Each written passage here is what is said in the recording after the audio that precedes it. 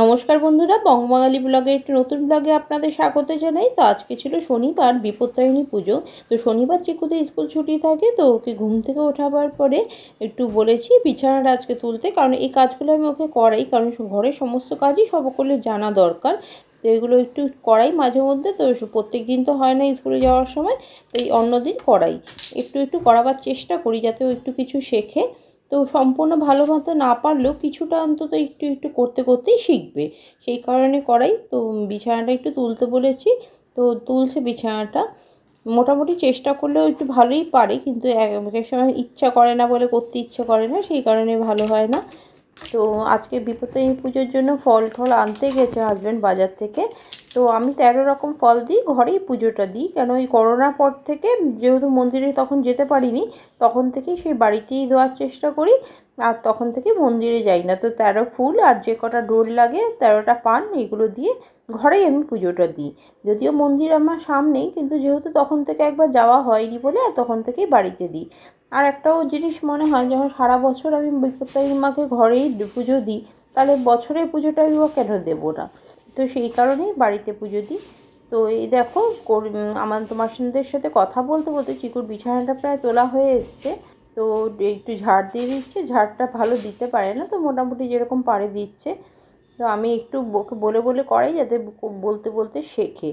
তো বিছানা তোলা হয়ে গেছে, তারপরে আমি একটু ওকে পরিয়ে স্নান করে পুজো দিতে যাব। জানি একটু দেরি হয়ে যাবে, কিন্তু না পড়ালে এই সময়টাও পুরো নষ্ট করে, আর পড়া হয় না। তো চলো, পরে দেখা হচ্ছে।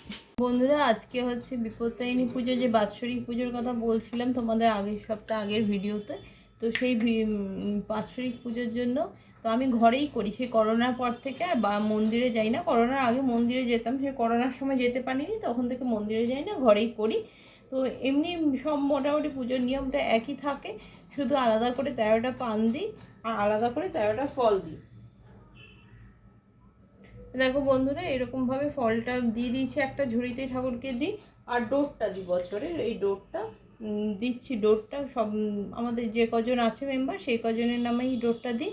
আর তোমার পানটা 13টা দিচ্ছি, এই যে এক গোছা পান, সেই পানটা দিচ্ছি। বাদ বাকিটা পুজোটা একই, আমি ঘরে যেরকম পাঁচালি করে পুজো করি সেরকমভাবেই করি।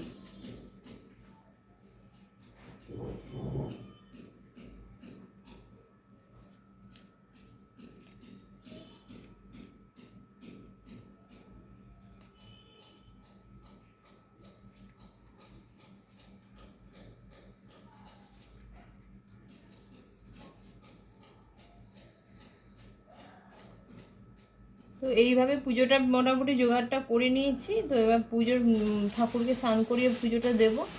আর পুজোটা দেওয়ার পরে এই ডোরগুলো সবার হাতে বেঁধে দিই, এটাই করি।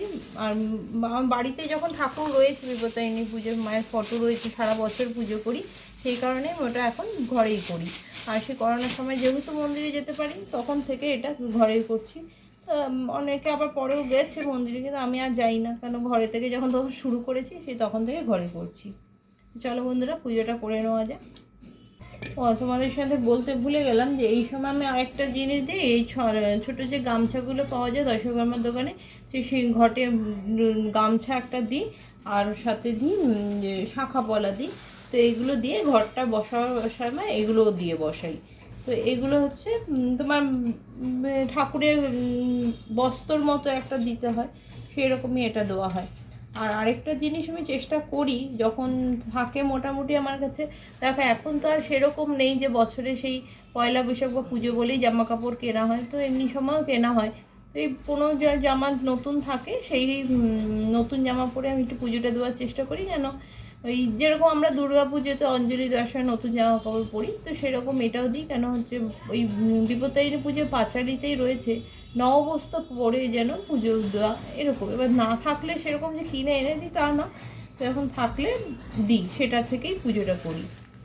তো চলো পুজোটা এগিয়ে নিয়ে যাই, তো তোমাদের সাথে অবশ্যই শেয়ার করবো।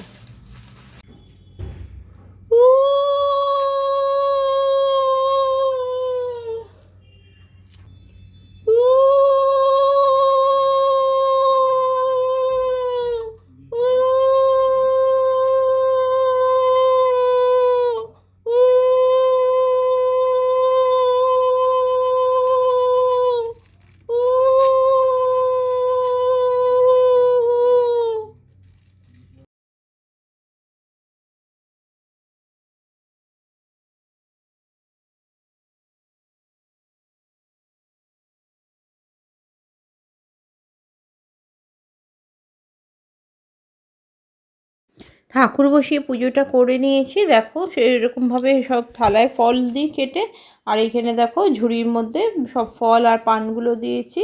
আর ঠাকুর তো বসালাম তোমরা দেখলে, আর ঘটও বসালাম। তো এইভাবেই আমি বাৎসরিক পুজোটা করে থাকি। আর দেখো ডোরটা ঘটের উপরে দিই, পুজোর পরে আমরা সকলের হাতে বেঁধে দিই। তো এইভাবেই পুজোটা হয়ে থাকে।